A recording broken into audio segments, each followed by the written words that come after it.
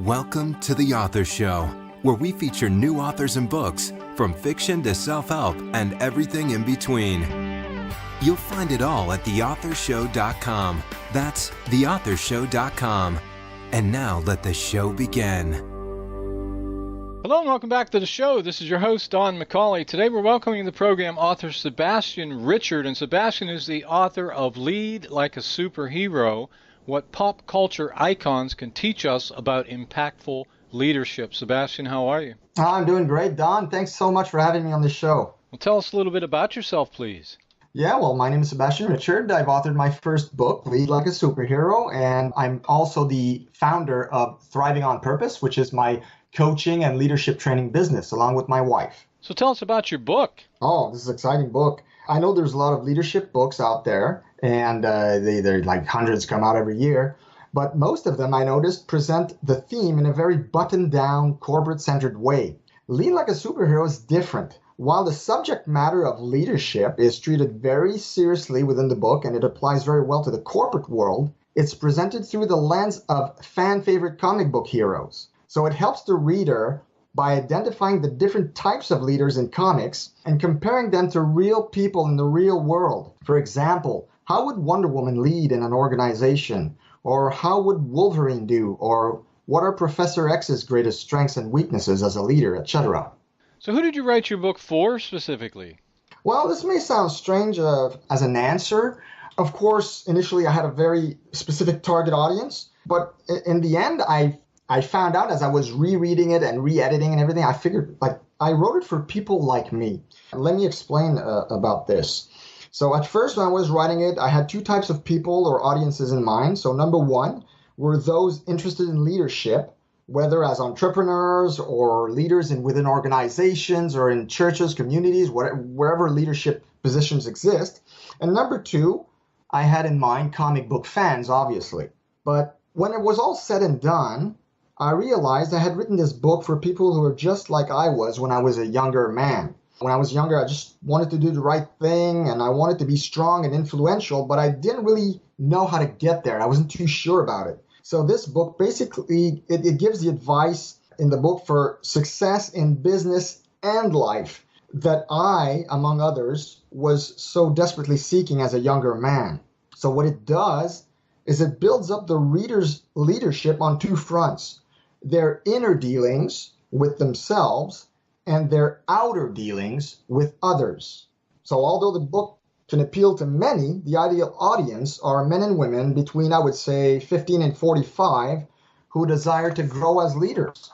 Now, could you say there's any type of central message or perhaps underlying theme that you would say runs throughout the book? Yeah, definitely. There's definitely a central message. The central message is that by following the examples of superheroes, we can better lead our lives and lead others. So if you had to choose, what would you say is the single most important idea you're sharing in your book that's really going to add value to the reader's life? That's a good question. I like that. Well, the main lesson that I have learned in my leadership training, I'm part of the John Maxwell organization, and the main lesson I learned that had the most profound impact on my life was that everything rises and falls on leadership. So in other words, your success, your marriage, your family, your business or organization, they all depend on how good a leader you are to either rise and fall. So I don't have much respect for so-called business leaders who are all about their job or position or organization and who neglect themselves or their family in the process. So being a leader, contrary to popular opinion, begins with leading your own life. And with Lead Like a Superhero, you can learn to take charge of yourself before you take charge of others. I believe leadership begins from within. Now, if you could compare your book with any book out there we might already be familiar with, which book would it be and why? Yeah, that's a good question too. You all, as a member of the John Maxwell team, I was mentored by one of the world's foremost leadership experts, and his leadership philosophy, like I said, had a big impact on me. But I read lots of leadership books, not just his books, but so as I trained and everything, I think Maxwell has probably had the biggest influence on me leadership-wise. So I guess you could say the book is a middle ground between a John Maxwell leadership book meets comic book lore. So how did you get involved with the subject of leadership? leadership is a fascinating subject. I found in my own observation that there are two main paths to leadership. The first path, for many, they enter leadership development by having had a taste for it through intimate contact with it. For example, their parents maybe were entrepreneurs, or they got a higher position at work that required their leadership skill to go up, or they got mentored by a good leader. So that's the direct approach. And for others, they come to seek it out with all of their strength and soul, whether knowingly or unknowingly, and here's the kicker, because of severe lack of it in their life. So that's where I came from. I'm a product of the latter.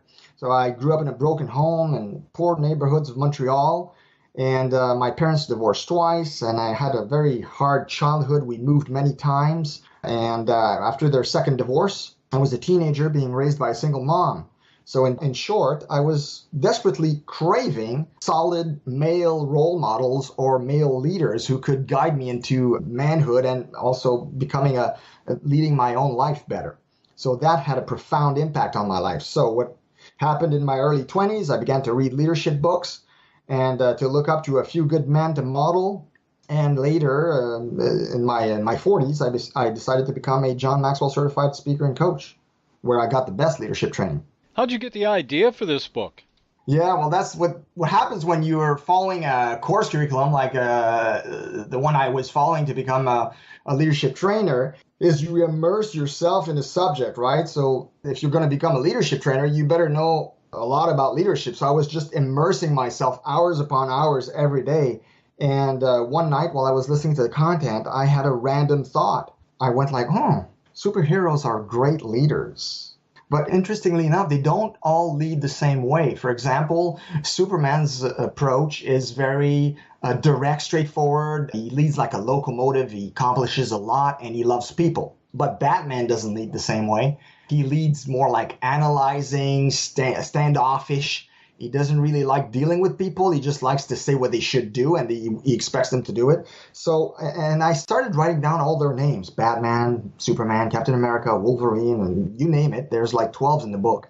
And I jotted down next to each of their names how they lead.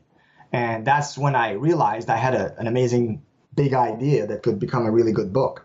Now you have 12 superheroes. What made you decide on that roster? Yeah, that was a good one too. Like it was something I really had to ponder, because I had to pick superheroes that represent a certain leadership style, but also I didn't want to base it just on popularity alone. So for everyone that was considered for the book, I looked at the different styles, like I said, and I tried to pick the one that exemplified that style the best. I think if you take an example from the book, the chapter on Aquaman is probably the best example. I nicknamed Aquaman the responsible inheritor of high-stakes leadership. I could have just easily taken Thor, who is more popular for that same type of leader or leadership type, but I didn't. And in the book, I explain why I picked Aquaman.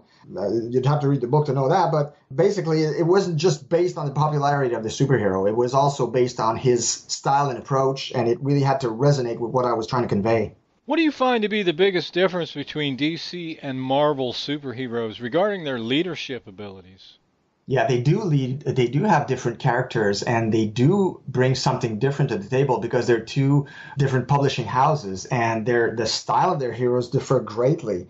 In general, I find that the DC characters conduct themselves with more inherent nobility. They appear more flawless than their Marvel counterparts. This is why I really like what the Marvel characters bring to the table, because their leadership is more flawed and perhaps as a result more relatable to people. For example, Stan Lee, when he created Spider-Man, he wanted to create something never seen before, which was a superhero with problems. And Spider-Man has lots of them. And the approach really worked, and fans loved it, and they could really identify with that. Now, if you had to name only one thing that makes for a good leader, what would it be? Only one thing, huh? A constant desire to improve yourself and to make a difference in the world. If you lack this one thing, everything else doesn't matter. Now, in the book, you mentioned 3 most gifted leader types are Superman, Captain America, and Optimus Prime. If you had to pick just one, which one would you pick? I like fanboy questions. If I had to pick just one, well, all three of them that you just named, they model great leadership ability. But if I had to pick just one, I would go out on a limb and pick Optimus Prime, with Captain America being a close second. As a youth, I grew up watching Transformers on TV, and Optimus Prime, who was voiced by Peter Cullen, who actually did the voice for the movies as well, he was just larger than life for me, so I would pick Prime. So how would you describe your writing style? My writing style. I think I have a very relatable writing style because I write in a way that people can relate to. I write in a very natural voice. I bring some humor to the theme as well. And I don't use a vocabulary that will get people to pick out for their dictionary and try to look up what I'm saying. So relatable, easy to read. I've been told many times I was easy to read, and that's what I like. I mean, I don't want to complicate people's lives. I want to help people. So I think the best way to do that is to write in a way that they can understand. Now, based on your experience as a writer, what's the one recommendation you would make to authors just starting out? That would be to make no excuses. I mean, too often we don't write for a number of reasons. I mean, but when you think about it, at the end of the day, most are just lame excuses. And when you think about it, you don't even need an internet connection to write, to actually do the job. So I wrote this book while still holding on to a job at the time and studying for my coach certification. And I have a wife and 3 young kids and a mortgage, but I did it anyway. So when there's a will, there's a way. So just don't make any excuses and you'll get it done. What part of your book would you say you personally like best? Part of the book I like best? There's many parts that I like, but if I had to name one, I like the story I tell in the book of the time I was at a comic book toy convention in Montreal, and how a guy at one of those booths who was selling toys, collector toys, convinced me to buy a certain collectible toy.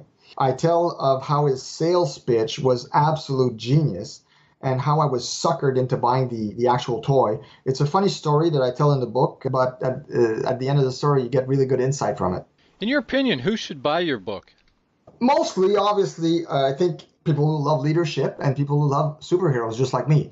It's a good blend. If you like both, well, you're going to love this book. But if I get to go more in detail, I guess corporate leaders and people who are intentional about learning how to lead their own lives or their homes will find the book highly relevant. It's up to date in its references, and it's very useful for that. So Lead Like a Superhero gives the readers some serious food for thought, growth, and also some good leadership action points.